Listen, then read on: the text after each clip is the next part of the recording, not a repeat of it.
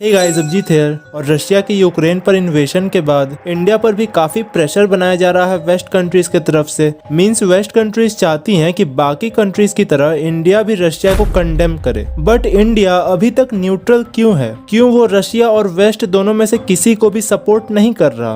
अब इससे रिलेटेड हम कुछ पॉइंट्स डिस्कस करेंगे, but before going through the points let's consider two scenarios. So scenario number 1, India Russia को कंडेम करता है, and scenario number 2, India Russia के केस में न्यूट्रल ही रहता है। सो स्टार्ट करते हैं सिनेरियो नंबर 1 से, इंडिया कंडेमिंग रशिया। तो अगर अभी देखा जाए तो पूरी west including Japan, Singapore and South Korea Russia के खिलाफ है। As a result Russia China के और क्लोज जा रहा है। और अगर इंडिया ने इस टाइम वेस्ट की सुनी और रशिया को क्रिटिसाइज किया, then we will lose Russia's friendship, loyalty and probably alliance also. और यही बात रशिया को चाइना से और ज्यादा क्लोज कर देगी। एंड डोंट फॉरगेट कि पाकिस्तान और चाइना ऑलरेडी एलाइज हैं, और इमरान खान वॉर से पहले रशिया भी गए हुए थे। तो अगर इस कंडीशन में हमने रशिया को कंडेम किया तो दो दुश्मन तो ऑलरेडी बैठे हुए हैं बगल में। एक रशिया जो हमारा एलाई था वो भी दुश्मनों के साथ जाके इंटीग्रेट हो जाएगा, और ये तीनों मिलकर फ्यूचर में हमारे इंडिया के खिलाफ भी जा सकते हैं। बट ऐसा तभी होगा जब at the end of the war Russia remains powerful, and in that case we will rely on America, जिसका ट्रैक रिकॉर्ड ऑफ हेल्पिंग आपको ऑलरेडी पता ही है। बट अगर at the end of the war Russia की economy पूरी तरह से डिस्ट्रॉय हो जाती है तो एक डिप्लोमेटिक पॉइंट ऑफ व्यू से ये एक सही डिसीजन हो सकता है, क्योंकि उस टाइम हम वेस्ट की नजर में और एक हिस्टोरिकल नैरेटिव में एक सही जगह खड़े होंगे। तो चलिए अब देखते हैं scenario number 2, means when India stays neutral in this case. So अभी इस केस में इंडिया न्यूट्रल है, बट फिर भी वेस्ट को लग रहा है कि इंडिया साइलेंटली सपोर्ट कर रहा है रशिया को। इसलिए eight the end of the war western countries अगर रशिया की इकोनॉमी को कम्प्लीटली डिस्ट्रॉय कर देती हैं तो हो सकता है कि रशिया के बाद उनका नेक्स्ट टारगेट इंडिया हो, क्योंकि उनके नज़र में इंडिया एक ऐसी डेमोक्रेटिक कंट्री हो जाएगी जो कि खुद डेमोक्रेसी को सपोर्ट नहीं करती। एंड ऑल्सो ये एक ऐसी कंट्री भी बन जाएगी which didn't stand for the values of west. और हो सकता है कि वेस्ट कंट्रीज फिर इंडिया को उसी नज़र से देखें जैसे अभी चाइना को देखा जाता है, या फिर हमारी image as an invasion supporter बना दी जाए। और इन सब के वजह से मे भी बहुत ज़्यादा फर्क पड़े इंडिया के ओवरऑल इमेज पे, इंडिया के सॉफ्ट पावर पे, एंड ऑल्सो इंडिया के जियोग्राफिकल रिलेशंस पे।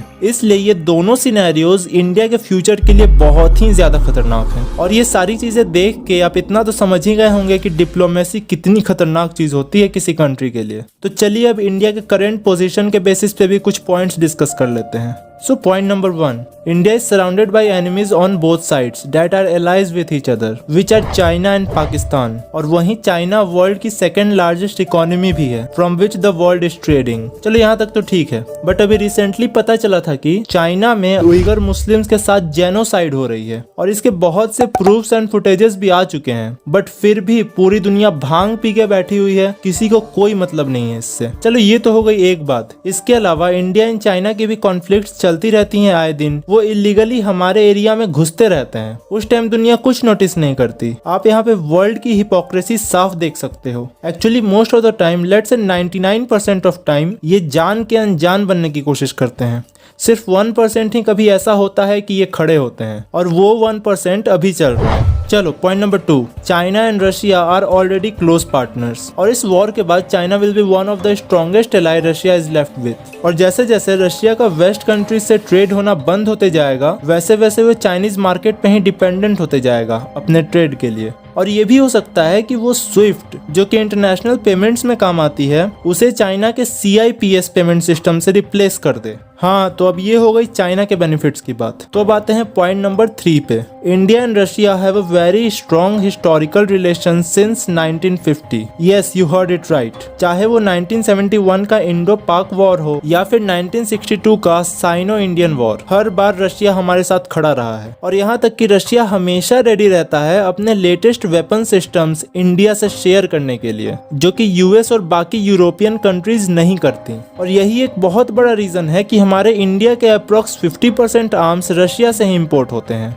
चलो अब पॉइंट नंबर 4 पे आते हैं। Staying neutral doesn't mean that we are supporting invasion in Ukraine. यार लोगों को ये बात पता नहीं क्यों समझ में नहीं आती कि न्यूट्रल रहने का मतलब इन्वेशन को सपोर्ट करना नहीं होता। यार वहाँ बेकसूर लोगों की जानें जा रही हैं जिन्हें इस वॉर से कोई लेना देना ही नहीं था, तो हम उसे कैसे सपोर्ट कर सकते हैं। और तो और हमने टन्स ऑफ ह्यूमैनिटेरियन एड भी भेजा है यूक्रेन को वॉर के टाइम पे। So we are not against any country, neither Russia nor Ukraine, we are just simply neutral. Now point number 5, US can not be trusted. अब इसके लिए मैं आपको एक केस बता दे रहा हूँ। अभी रिसेंटली हमने एक S-400 मिसाइल सिस्टम खरीदा था रशिया से, जिसपे ऑलरेडी यूएस के प्रेसिडेंट जो बिडेन सैंक्शंस मारने की सोच रहे हैं। और इसके अलावा टर्की, जो कि नेटो का ही एक सदस्य है, उसने भी ये सेम मिसाइल सिस्टम खरीदा था रशिया से और यूएस ऑलरेडी सैंक्शंस लगा चुका है उस पे। एंड ऑल्सो उसने कट ऑफ कर दिया टर्की को from future weapon deals with US. अब सोचो वो अपने नेटो के सदस्य के साथ ही ऐसा कर सकता है, तो इंडिया किस खेत की मूली है।